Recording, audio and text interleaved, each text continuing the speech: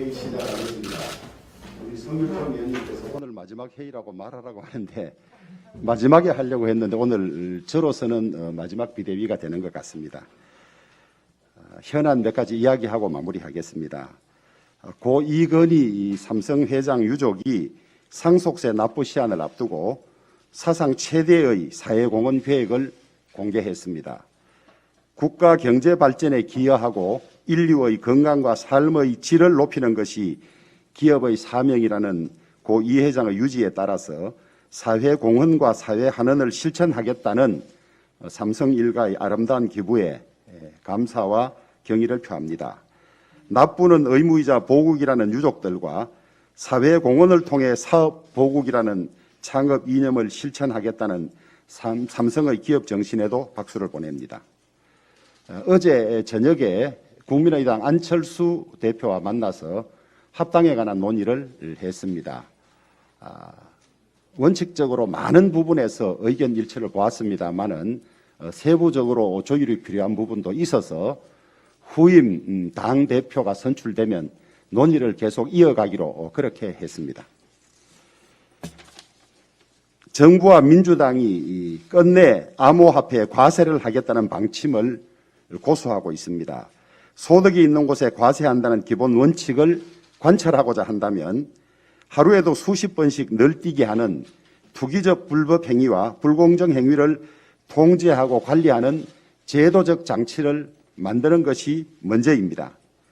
무엇보다도 2030 청년 세대들이 왜 이러한 위협을 무릅쓰고 B2 연끌로 도박판 같은 암호화폐 시장에 뛰어들었는지 그 구조적 사회적 문제가 무엇인지 제대로 인식을 해야 할 것 같습니다. 청년들은 미래를 기약할 수 없는 고용 절벽에 기회의 공정성마저 보장받지 못하고 있습니다. 일자리는 없고 대출은 막히고 집도 절도 없이 방황하는 청년들의 벼랑끝 심정을 먼저 헤아려야 할 것입니다. 오죽하면 박범계 법무부 장관 보좌관실 검사마저 암호화폐 거래소로 자리를 옮기겠다고 사표를 내는 실정이겠습니까? 우리 국민의힘은 성일종 의원을 TF 팀장으로 하고 강민국, 윤창현, 이영 의원과 전문가 몇 분을 같이 모셔서 암호화폐 제도에 관한 여러 가지 논의에 착수할 것이라고 말씀드립니다. 오늘이 제가 원내대표로서 맡게 되었던 당대표 권한대행으로서의 비대위 참석이 마지막 날인 것 같습니다. 비상대책은 팀 스포츠라는 말이 있다고 합니다. 저 개인적으로 보면 이번 우리 비상대책위원회는 한 팀이 돼서 똘똘 뭉쳐서 노력을 거듭해서 지금의 이 당 재건에 큰 공이 있다고 생각합니다. 아직 국민들께서 보시기에는 부족한 부분이 많지만은 우리가 국민의 신뢰를 회복하기 위해서 계속해서 지금까지 기울여온 노력을 이어간다면 멀지 않아서 긴급사태라는 뜻의 비상에서 도약과 발전의 비상으로 나아갈 수 있다고 생각합니다. 각자의 자리에서 최선을 다해 주셨던 우리 비대위원님들, 당원 동지들, 국민들께 깊이 감사를 드립니다. 우리 국민의힘은 내년 정권 교체라는 중대한 과제를 앞두고 있습니다. 앞으로도 합심해서 한 팀이 돼서 우리 당의 뜻을 이루는 대로 같이 나아갈 것을 기대합니다. 고맙습니다.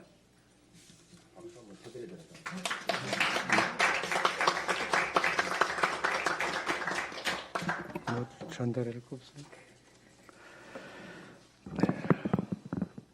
불과 얼마 전까지만 해도 세계 최대의 코로나 감염국이었던 미국이 백신 접종자들의 야외 마스크 해방을 선언했습니다.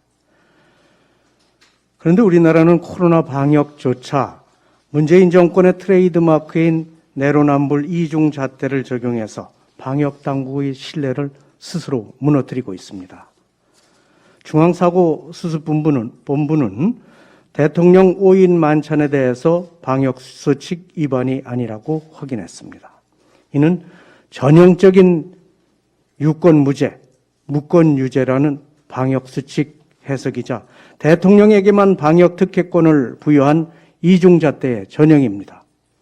일반 국민은 5인 이상 식사를 엄격하게 제한받고 있고 이로 인해서 소상공인은 생사의 기로에 처해 있는데 솔선수범해야 할 대통령이 권력의 그늘막에서 아무런 꺼리낌 없이 5인 식사를 즐겼다는 사실에 국민들은 분통이 터집니다. 이와 같이 중수부는 권력의 눈치를 보면서 귀에 걸면 귀걸이, 코에 걸면 코걸이식 유권 해석으로 방역 당국의 권위를 스스로 떨어뜨렸습니다.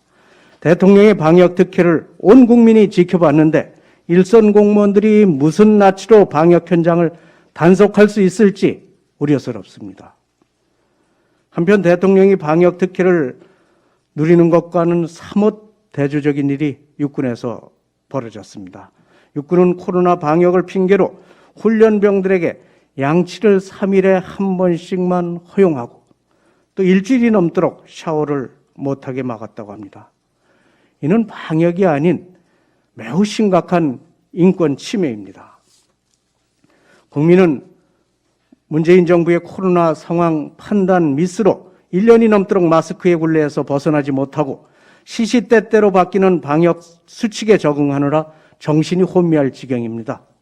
그런데도 대통령은 홀로 방역 수칙 취해 법권에서 유유자적 특혜를 누렸습니다. 국군 통수권자인 대통령은 방역 특혜, 국군 훈련병은 방역 핑계 인권 침해가 말이나 되는 소리인지 묻지 않을 수가 없습니다. 코로나 조기 종식을 위해서는 대통령부터 모범을 보여야 합니다. 대통령 즉각 자신의 방역 수칙 위반을 국민 앞에 사과하시고 방역 수칙의 엄정한 적용을 지시하시기 바랍니다. 최근 민생 경제 현안을 둘러싼 정부 여당의 자중질환이 점입가경입니다. 먼저 가상화폐를 둘러싼 정부의 입장 변화에 시장의 혼란이 가속화되고 있습니다.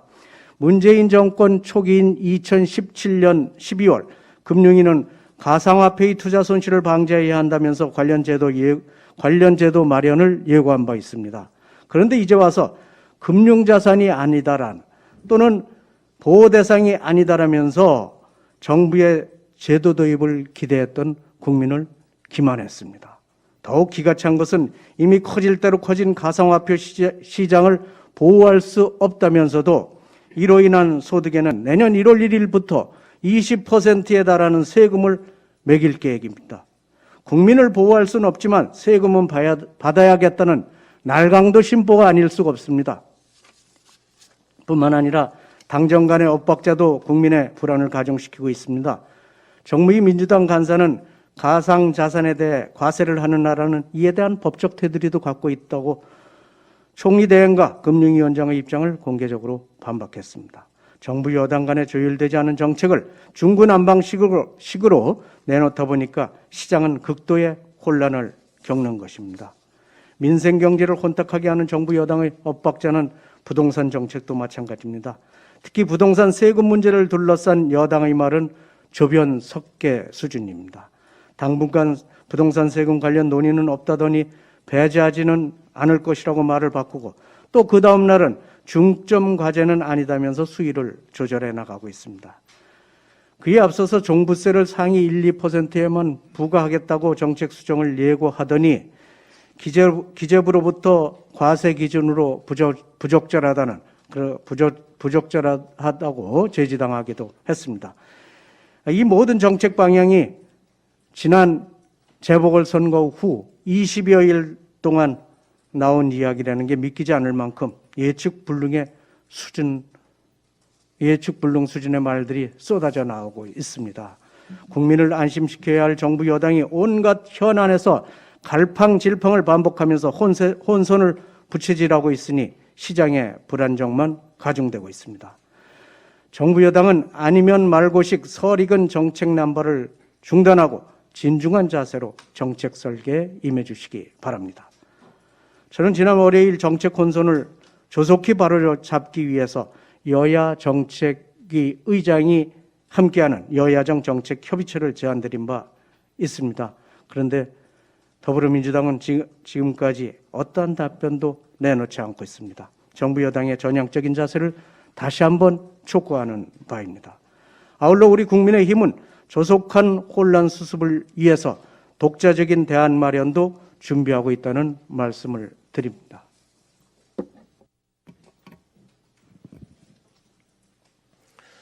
문재인 대통령이 지난 19일 청와대를 떠나는 참모들과 함께 5인의 술자리 만찬을 가진 것에 대해 중앙사고수습대책본부가 코로나19 방역 수칙에 위반되지 않는다고 밝혔습니다.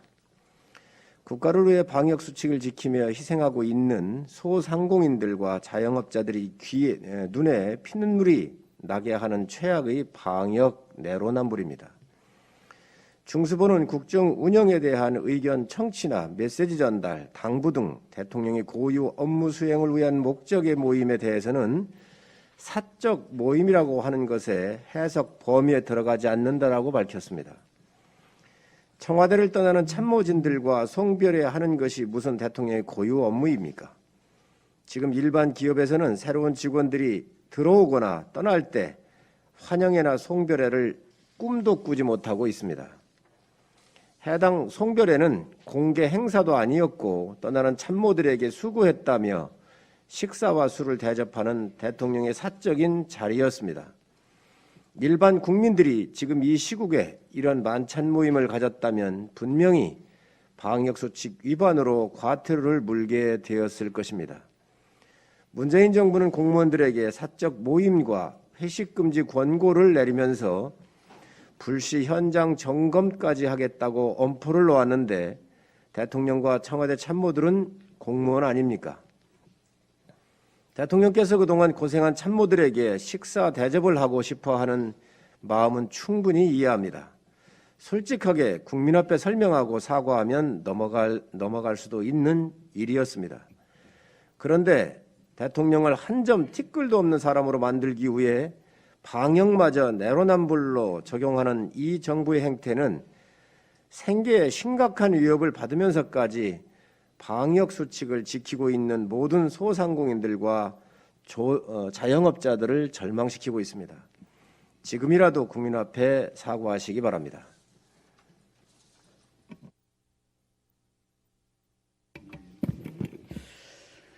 지난 26일 복지위 업무 보고에서 정부의 백신 전략 부재를 확인할 수 있었습니다.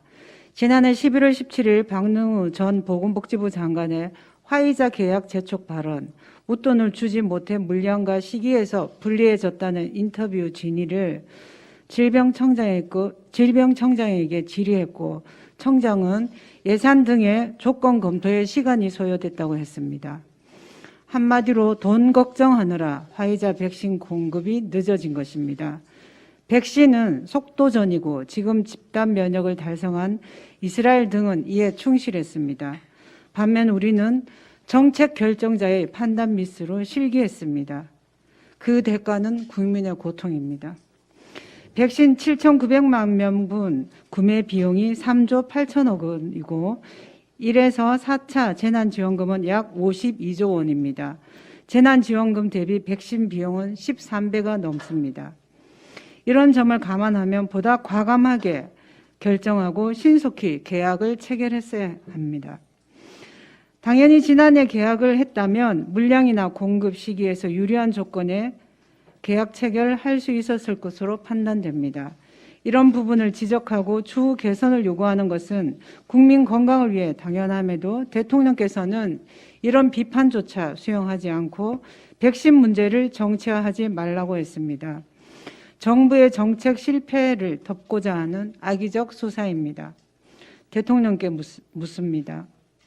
대통령께서 극찬한 국내 치료제 개발사 대표가 지난해 내년 봄 전 세계에서 가장 먼저 마스크 없이도 일상생활을 할 수 있는 코로나 청정국이 될 것이라고 주장했습니다. 혹시 이 말을 믿으셨습니까? 그래서 백신 대응에 정부가 늦게 뛰어든 것은 아닙니까? 정책 결정자가 결정적인 순간에 망설였던 이유도 이 때문은 아닙니까? 지금이라도 솔직히 정책 실패를 인정하고 국민께 접종 동참을 간곡히 요청드려야 합니다. 부작용에 있어서도 국가의 무한 책임을 천명해야 합니다.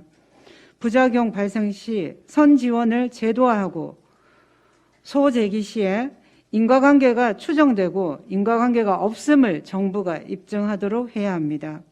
이런 의지를 보여줄 때 국민도 정부를 믿고 적극적으로 접종에 동참할 수 있을 것입니다. 대통령의 5인 만찬이 방역당국은 사적 모임이 아니라며 대통령의 프리패스를 인정했지만 실정법 여부를 떠나서 국민들은 이런 논란 자체가 화나고 짜증나는 일입니다. 우리 국민들은 돌잔치, 회갑, 칠순 등 일생 단 한 번뿐인 기념일도 방역 수칙 때문에 못하고 있습니다. 심지어 가족 모임까지 제한받고 있습니다. 기업의 경우에 회의 전후 이루어지는 식사 모임도 5인 이상 할 수 없고 업무 논의차 회식도 허용되지 않습니다. 도시락 대면 회의도 마찬가지입니다. 대통령께서는 이렇게 인내하고 희생하는 국민께 좀 민망하지 않습니까? 게다가 지난 4일 보건복지부 장관은 뭐라고 했습니까? 이상의 긴장감이 코로나 이전과 유사해지고 있다며 방심하면 큰 대가를 치른다고 했습니다. 꼭 필요하지 않는 모임은 취소하고 수칙 위반 시 무관용 원칙에 따라 엄벌한다고 했습니다. 긴장감이 풀어진 건 국민이 아니라 청와대 아닙니까? 꼭 필요하지 않으면서도 굳이 5인 이상 모여 식사하는 배짱은 어디서 나온 것입니까? 백신 늑장 대응이 사과할 일이 아니라는 정부의 태도에서 알 수 있듯 공감 능력 떨어지는 오만한 태도로는 불만이 극에 달한 국민의 신뢰를 절대 얻을 수 없습니다.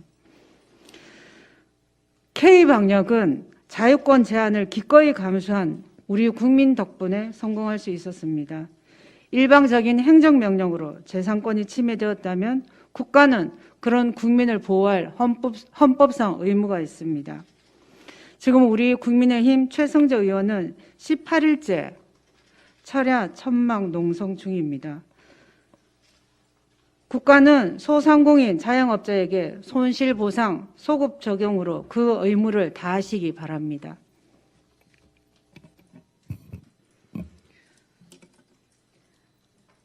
서울 시민과 부산 시민 여러분들 그리고 대한민국 모든 국민들의 도움으로 저희 당은 지난 4월 7일 재보궐선거에서 승리했습니다.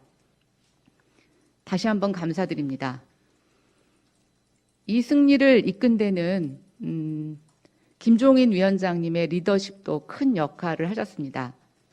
그러나 저희가 간구하고 있는 것은 그 김종인 위원장을 당의 비상대책위원으로 모신 제 옆에 계신 주호영 원내대표의 안목과 또 옆에서의 전폭적인 지원이 있었다는 것을 다시 한번 말씀드리며 오늘 비상대책위원회 마지막으로 참석하신 주호영 원내대표에게 다시 한번 감사의 말씀을 드립니다.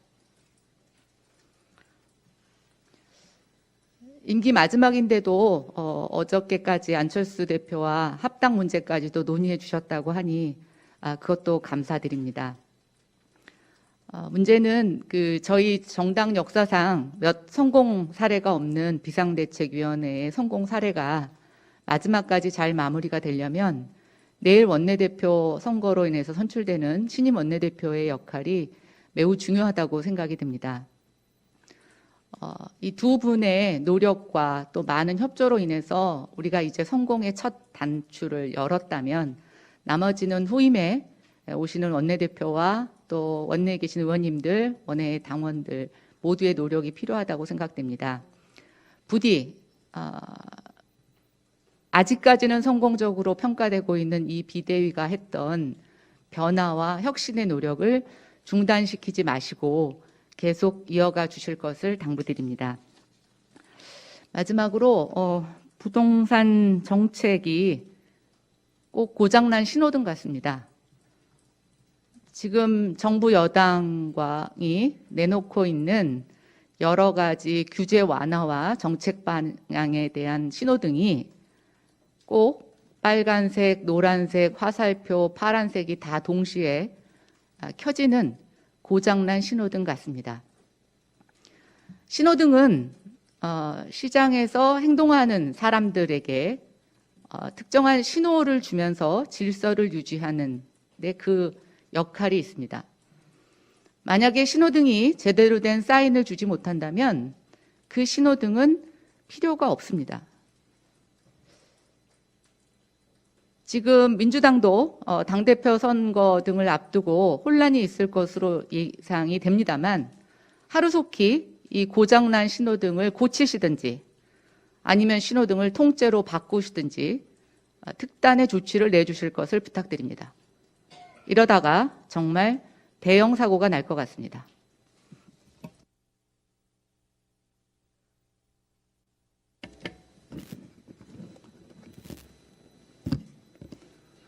네, 오늘로 대통령 선거가 314일 정도 남았습니다. 내일이면 국민의힘의 신임 원내대표가 선출되죠. 이제 본격적으로 내년 대통령 선거를 준비하는 새로운 정당의 모습들이 하나둘 갖춰질 때가 되어가는 것 같습니다. 그런데 이 보궐선거 이후 3주가량 시간이 흐른 지금 최근에 이 국민의 민심을 살펴보면 서울시 전역의 전승이 기적 같은 승리에도 불구하고 과연 내년에 치러지게 될 대통령 선거를 제대로 끌고 갈 수 있겠느냐는 걱정과 한숨이 짙어지는 국민의 목소리가 큽니다. 이번 서울시장 보궐선거에서 생태탕 논란으로 선거를 이끌었던 민주당의 참패에서 충분히 유추할 수 있듯 과거에 집착하는 정당은 패배하고 미래의 희망을 선도하는 정당은 승리하게 됩니다. 그래서 더욱이 벌써 10년 가까이 흐른 댓글 사건을 정치 쟁점화시키면서 정치 시계를 거꾸로 돌리려는 우리 당 국회의원의 발언이나 전직 대통령 탄핵 과정에 가장 무거운 책임감을 느껴야 하는 당의 전직 대표의 일방적 과거 회고 인터뷰에 정권 교체를 갈망하는 국민들의 우려가 쏟아지고 있는 현실을 전하면서 앞으로 우리 정치가 과거가 아닌 미래를 향할 때만이 정권 교체를 위한 수권 정당의 길에 한 걸음 더 다가설 수 있다는 말씀을 드립니다. 당이 어수선한 뉴스를 접하는 와중에 미래를 말하는 지도자가 없다는 김동연 전 부총리의 일갈이 눈에 크게 띄었습니다. 경제가 발전하지 않고 있고 사회 경제 역동성은 떨어지고 있다. 청년들이 일할 기회, 사업하고 장사해서 돈 벌 기회, 사랑하고 애 낳을 기회는 없어지고 있다. 우리 사회 경제의 지속 가능성을 위협할 정도로 양극화는 점점 심해지고 있고 코로나가 단기간에 해결되지 않기 때문에 점점 양극화는 더 심해질 것이다. 그리고 많은 젊은이들이 캄캄한 터널에 갇혀 있는데 출구가 있는지도 없는지도 모를 정도로 출구가 안 보인다. 틀린 말이 하나 없습니다. 정치는 이런 불확실한 국가의 내일을 준비하고 국민의 어려운 삶을 해결하기 위해서 대안을 마련하기 위해 불철주야 노력하는 모든 힘들이 모여야 합니다. 1년도 채 남지 않은 대통령 선거 국면에서 우리 정당이 가야 될 길은 과거가 아닌 미래를 향해야만 합니다. 오직 민생, 국민의 삶을 위해 우리 당이 국가와 국민을 위해 무엇을 할 수 있을지 고민하고 우리 당 구성원 모두가 하나 돼서 미래를 위해서 준비하는 수권 정당의 길로 나아가야 된다는 말씀을 거듭드립니다.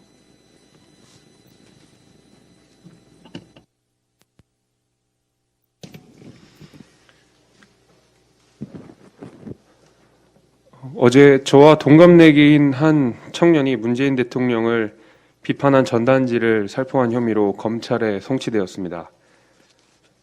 한 청년이 대통령 모욕죄로 기소될 상황에 놓인 것입니다. 또한 어제자 보도에 따르면 문재인 대통령에게 분노의 신발을 투척했던 60대 남성은 당시 자신의 판결을 담당했던 전임 판사가 본인을 무조건 재구속하라고 했다는 이야기도 나왔습니다. 마찬가지로 저는 어제 올 초에 조국 전 장관의 딸 조민 씨를 이 자리인 비대위회의에서 공개적으로 비판한 이유로 명예훼손 혐의로 경찰에 입건되었습니다. 정말 숨막히는 세상입니다. 문재인 대통령은 당선 이전 대통령을 모욕하는 정도는 표현의 범주로 허용해도 된다.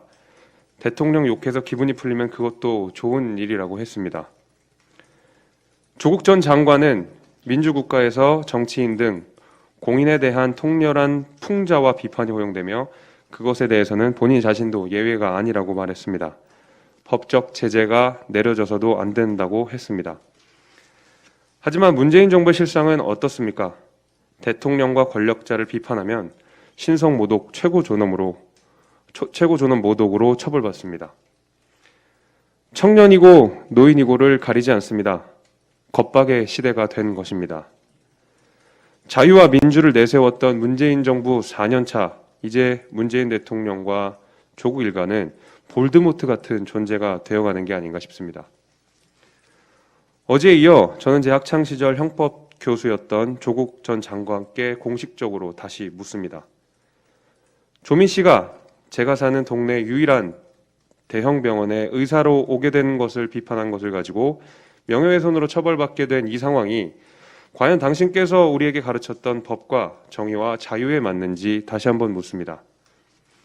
과잉형법이 자유의 적이라는 말씀, 스튜어트 밀의 자유론이 가장 중요한 법학 고전 중 하나라는 말씀이 아직도 유효한지 다시 여쭙습니다.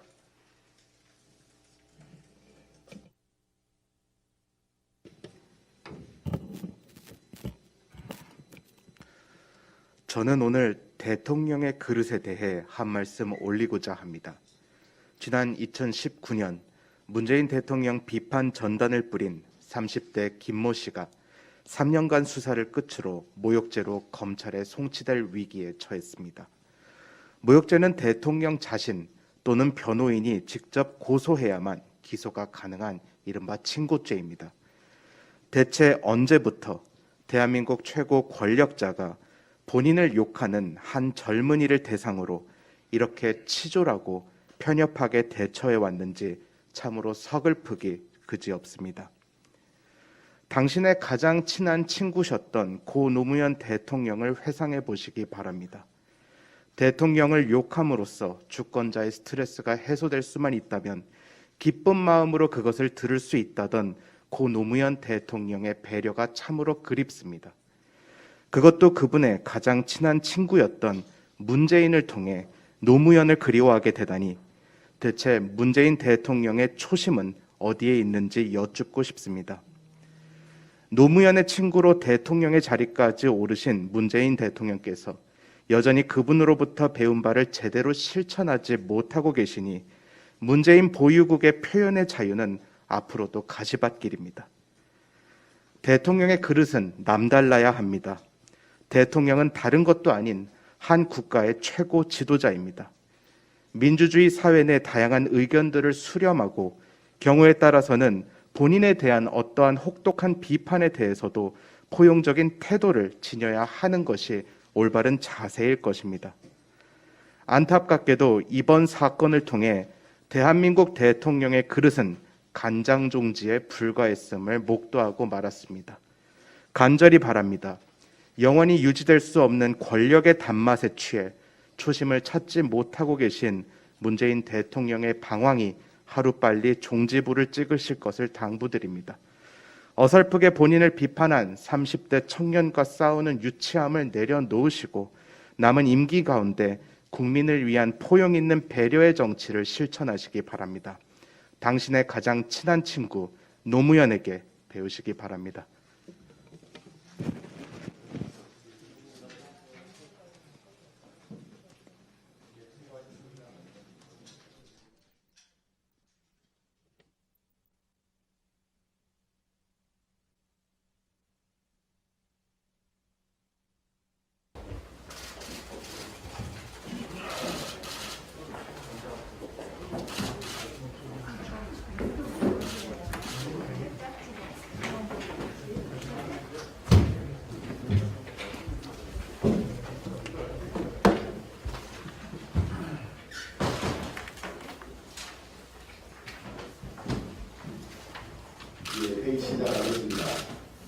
성일종 의원님께서 오늘 마지막 회의라고 말하라고 하는데 마지막에 하려고 했는데 오늘 저로서는 마지막 비대위가 되는 것 같습니다.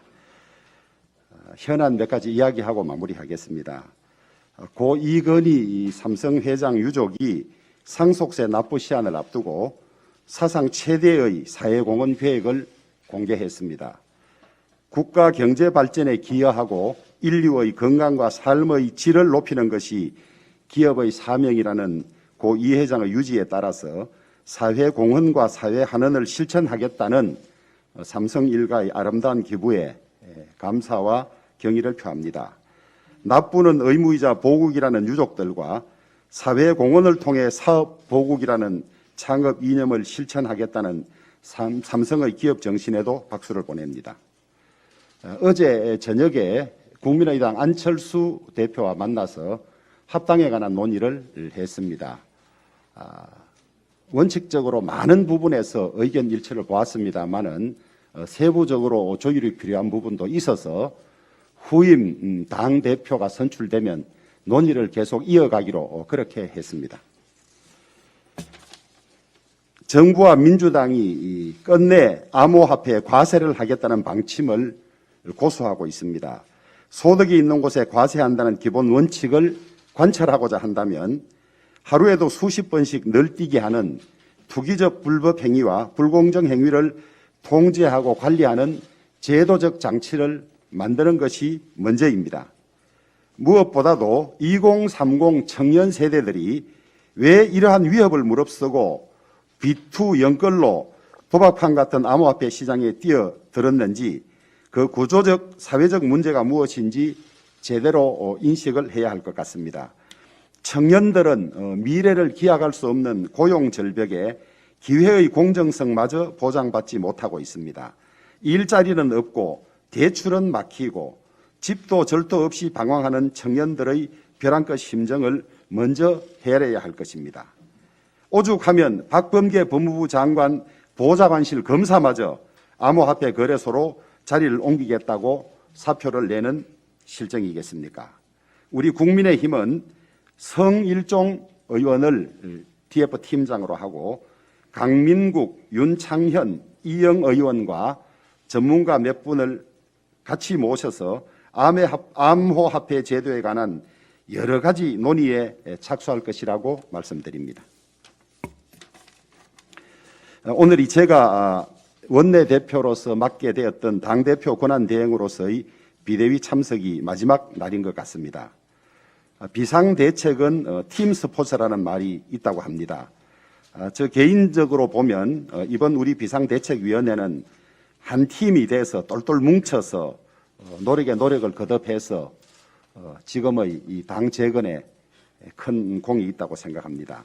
아직 국민들께서 보시기에는 부족한 부분이 많지만은 우리가 국민의 신뢰를 회복하기 위해서 계속해서 지금까지 기울여온 노력을 이어간다면 멀지 않아서 긴급사태라는 뜻의 비상에서 도약과 발전의 비상으로 나아갈 수 있다고 생각합니다.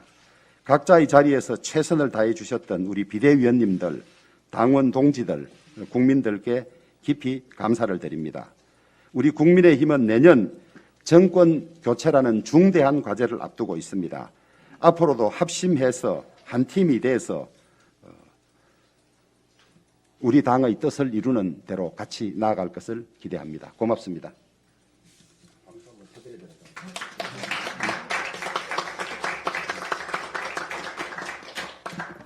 전달할 거 없습니다. 불과 얼마 전까지만 해도 세계 최대의 코로나 감염국이었던 미국이 백신 접종자들의 야외 마스크 해방을 선언했습니다. 그런데 우리나라는 코로나 방역조차 문재인 정권의 트레이드마크인 내로남불 이중 잣대를 적용해서 방역당국의 신뢰를 스스로 무너뜨리고 있습니다. 중앙사고수습본부는 대통령 5인 만찬에 대해서 방역수칙 위반이 아니라고 확인했습니다. 이는 전형적인 유권무죄, 무권유죄라는 방역수칙 해석이자 대통령에게만 방역특혜권을 부여한 이중잣대의 전형입니다. 일반 국민은 5인 이상 식사를 엄격하게 제한받고 있고 이로 인해서 소상공인은 생사의 기로에 처해 있는데 솔선수범해야 할 대통령이 권력의 그늘막에서 아무런 꺼리낌 없이 5인 식사를 즐겼다는 사실에 국민들은 분통이 터집니다.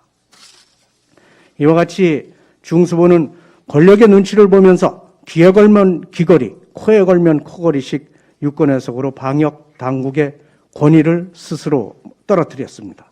대통령의 방역 특혜를 온 국민이 지켜봤는데 일선 공무원들이 무슨 낯으로 방역 현장을 단속할 수 있을지 우려스럽습니다. 한편 대통령이 방역 특혜를 누리는 것과는 사뭇 대조적인 일이 육군에서 벌어졌습니다. 육군은 코로나 방역을 핑계로 훈련병들에게 양치를 3일에 한 번씩만 허용하고 또 일주일이 넘도록 샤워를 못하게 막았다고 합니다. 이는 방역이 아닌 매우 심각한 인권 침해입니다. 국민은 문재인 정부의 코로나 상황 판단 미스로 1년이 넘도록 마스크의 굴레에서 벗어나지 못하고 시시때때로 바뀌는 방역 수칙에 적응하느라 정신이 혼미할 지경입니다. 그런데도 대통령은 홀로 방역 수칙 취해 법권에서 유유자적 특혜를 누렸습니다. 국군 통수권자인 대통령은 방역 특혜, 국군 훈련병은 방역 핑계 인권 침해가 말이나 되는 소리인지 묻지 않을 수가 없습니다. 코로나 조기 종식을 위해서는 대통령부터 모범을 보여야 합니다. 대통령 즉각 자신의 방역 수칙 위반을 국민 앞에 사과하시고 방역 수칙의 엄정한 적용을 지시하시기 바랍니다. 최근 민생 경제 현안을 둘러싼 정부 여당의 자중질환이 점입가경입니다. 먼저 가상화폐를 둘러싼 정부의 입장 변화에 시장의 혼란이 가속화되고 있습니다. 문재인 정권 초기인 2017년 12월 금융위는 가상화폐의 투자 손실을 방지해야 한다면서 관련 제도 마련을 예고한 바 있습니다. 그런데 이제 와서 금융자산이 아니다란 또는 보호 대상이 아니다라면서 정부의 제도 도입을 기대했던 국민을 기만했습니다. 더욱 기가 찬 것은 이미 커질 대로 커진 가상화폐 시장을 보호할 수 없다면서도 이로 인한 소득에는 내년 1월 1일부터 20%에 달하는 세금을 매길 계획입니다. 국민을 보호할 수는 없지만 세금은 받아야겠다는 날강도 심보가 아닐 수가 없습니다. 뿐만 아니라 당정 간의 엇박자도 국민의 불안을 가중시키고 있습니다. 정무위 민주당 간사는 가상자산에 대해 과세를 하는 나라는 이에 대한 법적 테두리도 갖고 있다고 총리 대행과 금융위원장의 입장을 공개적으로 반박했습니다. 정부 여당 간에 조율되지 않은 정책을 중구난방식으로 내놓다 보니까 시장은 극도의 혼란을 겪는 것입니다. 민생 경제를 혼탁하게 하는 정부 여당의 엇박자는 부동산 정책도 마찬가지입니다. 특히 부동산 세금 문제를 둘러싼 여당의 말은 조변석계 수준입니다. 당분간 부동산 세금 관련 논의는 없다더니 배제하지는 않을 것이라고 말을 바꾸고 또 그 다음 날은 중점 과제는 아니다면서 수위를 조절해 나가고 있습니다. 그에 앞서서 종부세를 상위 1, 2%에만 부과하겠다고 정책 수정을 예고하더니 기재부로부터 과세 기준으로 부적절하다고 제지당하기도 했습니다.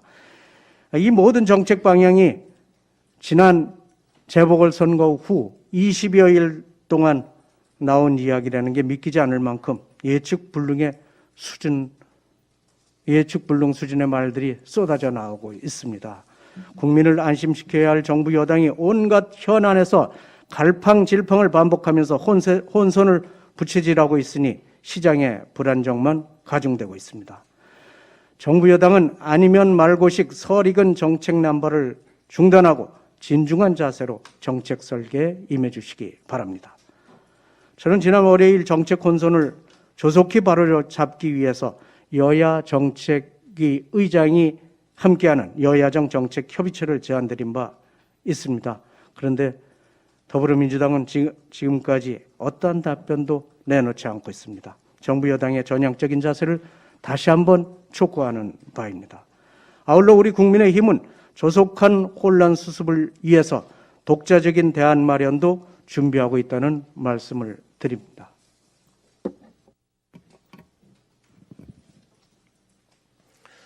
문재인 대통령이 지난 19일 청와대를 떠나는 참모들과 함께 5인의 술자리 만찬을 가진 것에 대해 중앙사고수습대책본부가 코로나19 방역 수칙에 위반되지 않는다고 밝혔습니다. 국가를 위해 방역 수칙을 지키며 희생하고 있는 소상공인들과 자영업자들이 눈에 피눈물이 나게 하는 최악의 방역 내로남불입니다. 중수본은 국정 운영에 대한 의견 청취나 메시지 전달, 당부 등 대통령의 고유 업무 수행을 위한 목적의 모임에 대해서는 사적 모임이라고 하는 것에 해석 범위에 들어가지 않는다라고 밝혔습니다. 청와대를 떠나는 참모진들과 송별회하는 것이 무슨 대통령의 고유 업무입니까? 지금 일반 기업에서는 새로운 직원들이 들어오거나 떠날 때 환영회나 송별회를 꿈도 꾸지 못하고 있습니다. 해당 송별회는 공개 행사도 아니었고 떠나는 참모들에게 수고했다며 식사와 술을 대접하는 대통령의 사적인 자리였습니다. 일반 국민들이 지금 이 시국에 이런 만찬 모임을 가졌다면 분명히 방역수칙 위반으로 과태료를 물게 되었을 것입니다.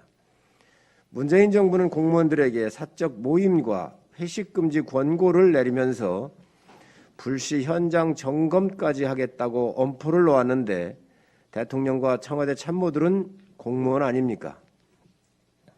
대통령께서 그동안 고생한 참모들에게 식사 대접을 하고 싶어 하는 마음은 충분히 이해합니다. 솔직하게 국민 앞에 설명하고 사과하면 넘어갈 수도 있는 일이었습니다. 그런데 대통령을 한 점 티끌도 없는 사람으로 만들기 위해 방역마저 내로남불로 적용하는 이 정부의 행태는 생계에 심각한 위협을 받으면서까지 방역 수칙을 지키고 있는 모든 소상공인들과 자영업자들을 절망시키고 있습니다. 지금이라도 국민 앞에 사과하시기 바랍니다.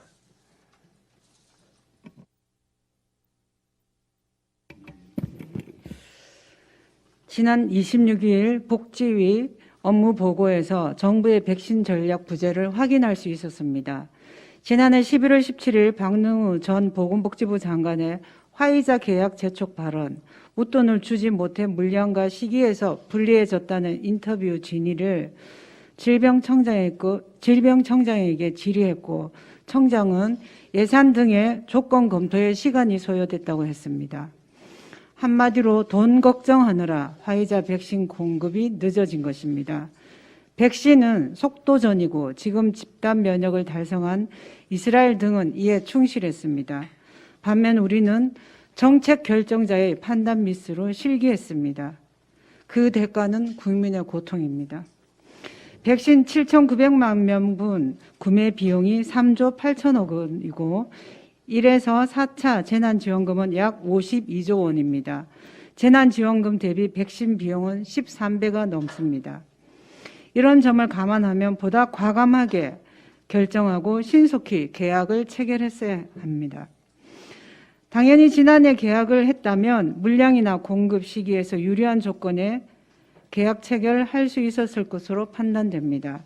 이런 부분을 지적하고 추후 개선을 요구하는 것은 국민 건강을 위해 당연함에도 대통령께서는 이런 비판조차 수용하지 않고 백신 문제를 정치화하지 말라고 했습니다. 정부의 정책 실패를 덮고자 하는 악의적 수사입니다. 대통령께 묻습니다. 대통령께서 극찬한 국내 치료제 개발사 대표가 지난해 내년 봄 전 세계에서 가장 먼저 마스크 없이도 일상생활을 할 수 있는 코로나 청정국이 될 것이라고 주장했습니다. 혹시 이 말을 믿으셨습니까? 그래서 백신 대응에 정부가 늦게 뛰어든 것은 아닙니까? 정책 결정자가 결정적인 순간에 망설였던 이유도 이 때문은 아닙니까? 지금이라도 솔직히 정책 실패를 인정하고 국민께 접종 동참을 간곡히 요청드려야 합니다. 부작용에 있어서도 국가의 무한 책임을 천명해야 합니다. 부작용 발생 시 선지원을 제도화하고 소재기 시에 인과관계가 추정되고 인과관계가 없음을 정부가 입증하도록 해야 합니다. 이런 의지를 보여줄 때 국민도 정부를 믿고 적극적으로 접종에 동참할 수 있을 것입니다. 대통령의 5인 만찬이 방역당국은 사적 모임이 아니라며 대통령의 프리패스를 인정했지만 실정법 여부를 떠나서 국민들은 이런 논란 자체가 화나고 짜증나는 일입니다. 우리 국민들은 돌잔치, 회갑, 칠순 등 일생 단 한 번뿐인 기념일도 방역 수칙 때문에 못하고 있습니다. 심지어 가족 모임까지 제한받고 있습니다. 기업의 경우에 회의 전후 이루어지는 식사 모임도 5인 이상 할 수 없고 업무 논의차 회식도 허용되지 않습니다. 도시락 대면 회의도 마찬가지입니다. 대통령께서는 이렇게 인내하고 희생하는 국민께 좀 민망하지 않습니까? 게다가 지난 4일 보건복지부 장관은 뭐라고 했습니까? 이상의 긴장감이 코로나 이전과 유사해지고 있다며 방심하면 큰 대가를 치른다고 했습니다. 꼭 필요하지 않는 모임은 취소하고 수칙 위반 시 무관용 원칙에 따라 엄벌한다고 했습니다. 긴장감이 풀어진 건 국민이 아니라 청와대 아닙니까? 꼭 필요하지 않으면서도 굳이 5인 이상 모여 식사하는 배짱은 어디서 나온 것입니까? 백신 늑장 대응이 사과할 일이 아니라는 정부의 태도에서 알 수 있듯 공감 능력 떨어지는 오만한 태도로는 불만이 극에 달한 국민의 신뢰를 절대 얻을 수 없습니다. K방역은 자유권 제한을 기꺼이 감수한 우리 국민 덕분에 성공할 수 있었습니다. 일방적인 행정명령으로 재산권이 침해되었다면 국가는 그런 국민을 보호할 헌법상 의무가 있습니다. 지금 우리 국민의힘 최승재 의원은 18일째 철야 천막 농성 중입니다. 국가는 소상공인 자영업자에게 손실보상 소급 적용으로 그 의무를 다하시기 바랍니다.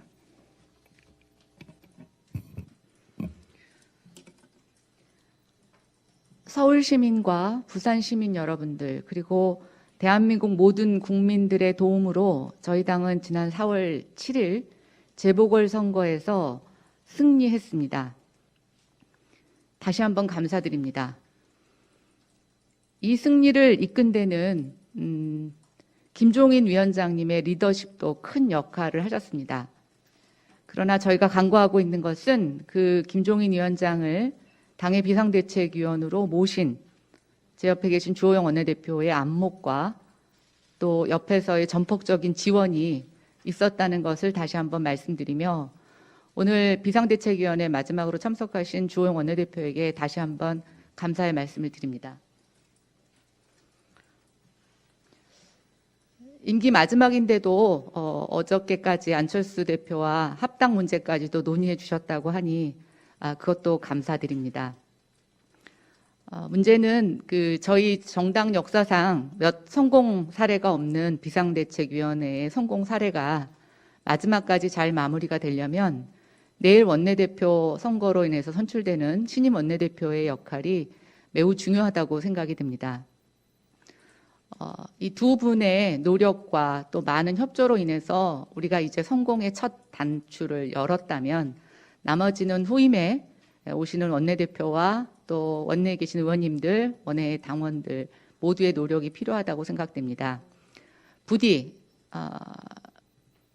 아직까지는 성공적으로 평가되고 있는 이 비대위가 했던 변화와 혁신의 노력을 중단시키지 마시고 계속 이어가 주실 것을 당부드립니다.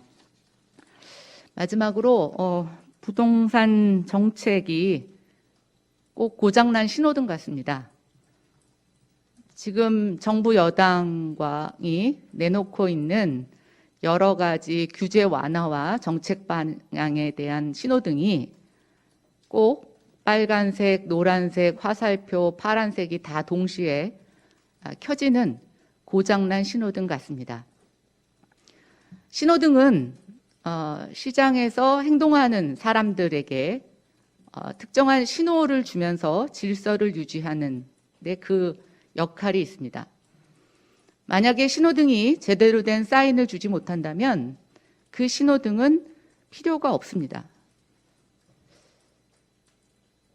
지금 민주당도 당대표 선거 등을 앞두고 혼란이 있을 것으로 예상이 됩니다만 하루속히 이 고장난 신호등을 고치시든지 아니면 신호등을 통째로 바꾸시든지 특단의 조치를 내주실 것을 부탁드립니다. 이러다가 정말 대형 사고가 날 것 같습니다.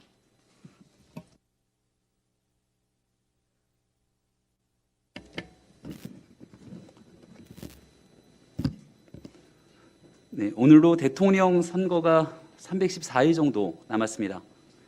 내일이면 국민의힘의 신임 원내대표가 선출되죠. 이제 본격적으로 내년 대통령 선거를 준비하는 새로운 정당의 모습들이 하나둘 갖춰질 때가 되어가는 것 같습니다. 그런데 이 보궐선거 이후 3주가량 시간이 흐른 지금 최근에 이 국민의 민심을 살펴보면 서울시 전역의 전승이 기적 같은 승리에도 불구하고 과연 내년에 치러지게 될 대통령 선거를 제대로 끌고 갈 수 있겠느냐는 걱정과 한숨이 짙어지는 국민의 목소리가 큽니다. 이번 서울시장 보궐선거에서 생태탕 논란으로 선거를 이끌었던 민주당의 참패에서 충분히 유추할 수 있듯 과거에 집착하는 정당은 패배하고 미래의 희망을 선도하는 정당은 승리하게 됩니다. 그래서 더욱이 벌써 10년 가까이 흐른 댓글 사건을 정치 쟁점화시키면서 정치 시계를 거꾸로 돌리려는 우리 당 국회의원의 발언이나 전직 대통령 탄핵 과정에 가장 무거운 책임감을 느껴야 하는 당의 전직 대표의 일방적 과거 회고 인터뷰에 정권 교체를 갈망하는 국민들의 우려가 쏟아지고 있는 현실을 전하면서 앞으로 우리 정치가 과거가 아닌 미래를 향할 때만이 정권 교체를 위한 수권 정당의 길에 한 걸음 더 다가설 수 있다는 말씀을 드립니다. 당이 어수선한 뉴스를 접하는 와중에 미래를 말하는 지도자가 없다는 김동연 전 부총리의 일갈이 눈에 크게 띄었습니다. 경제가 발전하지 않고 있고 사회 경제 역동성은 떨어지고 있다. 청년들이 일할 기회, 사업하고 장사해서 돈 벌 기회, 사랑하고 애 낳을 기회는 없어지고 있다. 우리 사회 경제의 지속 가능성을 위협할 정도로 양극화는 점점 심해지고 있고 코로나가 단기간에 해결되지 않기 때문에 점점 양극화는 더 심해질 것이다. 그리고 많은 젊은이들이 캄캄한 터널에 갇혀 있는데 출구가 있는지도 없는지도 모를 정도로 출구가 안 보인다. 틀린 말이 하나 없습니다. 정치는 이런 불확실한 국가의 내일을 준비하고 국민의 어려운 삶을 해결하기 위해서 대안을 마련하기 위해 불철주야 노력하는 모든 힘들이 모여야 합니다. 1년도 채 남지 않은 대통령 선거 국면에서 우리 정당이 가야 될 길은 과거가 아닌 미래를 향해야만 합니다. 오직 민생, 국민의 삶을 위해 우리 당이 국가와 국민을 위해 무엇을 할 수 있을지 고민하고 우리 당 구성원 모두가 하나 돼서 미래를 위해서 준비하는 수권 정당의 길로 나아가야 된다는 말씀을 거듭드립니다.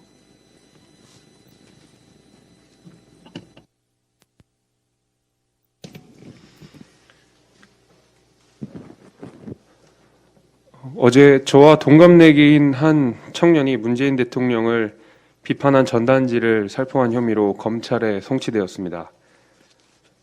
한 청년이 대통령 모욕죄로 기소될 상황에 놓인 것입니다.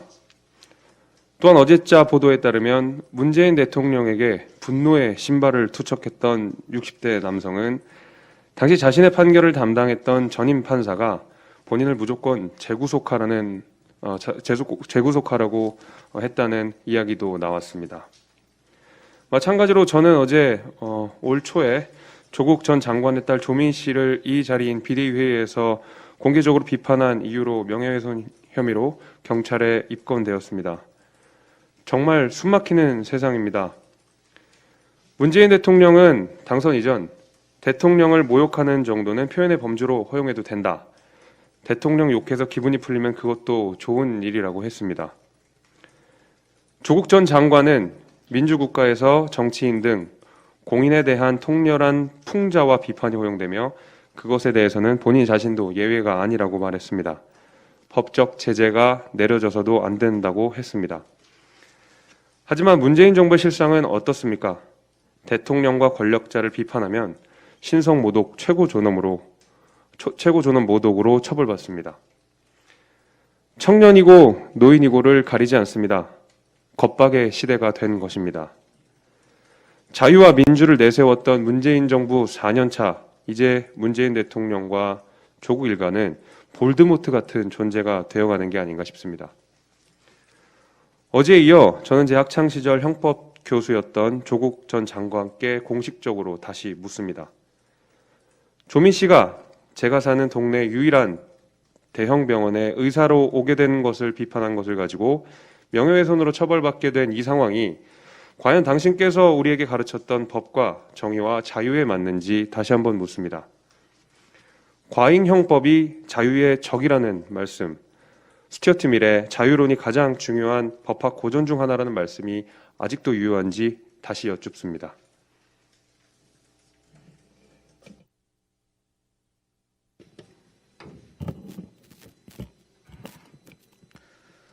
저는 오늘 대통령의 그릇에 대해 한 말씀 올리고자 합니다.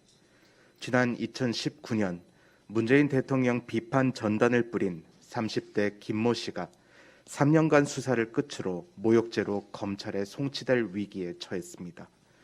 모욕죄는 대통령 자신 또는 변호인이 직접 고소해야만 기소가 가능한 이른바 친고죄입니다.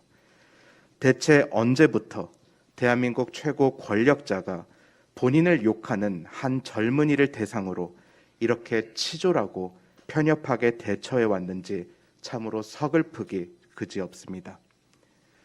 당신의 가장 친한 친구셨던 고 노무현 대통령을 회상해 보시기 바랍니다.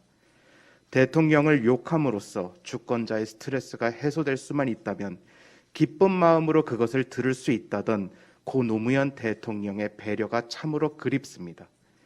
그것도 그분의 가장 친한 친구였던 문재인을 통해 노무현을 그리워하게 되다니 대체 문재인 대통령의 초심은 어디에 있는지 여쭙고 싶습니다. 노무현의 친구로 대통령의 자리까지 오르신 문재인 대통령께서 여전히 그분으로부터 배운 바를 제대로 실천하지 못하고 계시니 문재인 보유국의 표현의 자유는 앞으로도 가시밭길입니다. 대통령의 그릇은 남달라야 합니다. 대통령은 다른 것도 아닌 한 국가의 최고 지도자입니다. 민주주의 사회 내 다양한 의견들을 수렴하고 경우에 따라서는 본인에 대한 어떠한 혹독한 비판에 대해서도 포용적인 태도를 지녀야 하는 것이 올바른 자세일 것입니다. 안타깝게도 이번 사건을 통해 대한민국 대통령의 그릇은 간장종지에 불과했음을 목도하고 말았습니다. 간절히 바랍니다. 영원히 유지될 수 없는 권력의 단맛에 취해 초심을 찾지 못하고 계신 문재인 대통령의 방황이 하루빨리 종지부를 찍으실 것을 당부드립니다. 어설프게 본인을 비판한 30대 청년과 싸우는 유치함을 내려놓으시고 남은 임기 가운데 국민을 위한 포용 있는 배려의 정치를 실천하시기 바랍니다. 당신의 가장 친한 친구 노무현에게 배우시기 바랍니다.